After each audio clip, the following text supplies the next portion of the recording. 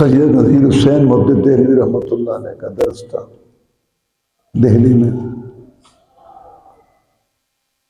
کھانے کی کمی ہوتی تھی، گھروں سے کھانا آتا تھا. تو حافظ عبد المنان وزیر آبادی رحمۃ اللہ پڑھنے کے لیے گئے. کہا داخلہ تو مل جائے گا، کھانے کا انتظام.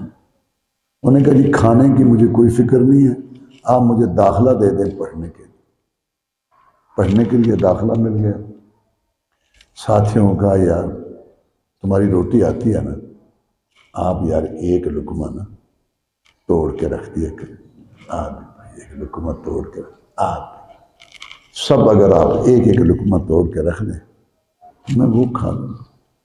اب وہ سارے لقمے اکٹھے کرتے، گود میں ڈالتے، پانی لے کے بیٹھ جاتے، لقمہ پانی سے لقمہ پانی کھاتے.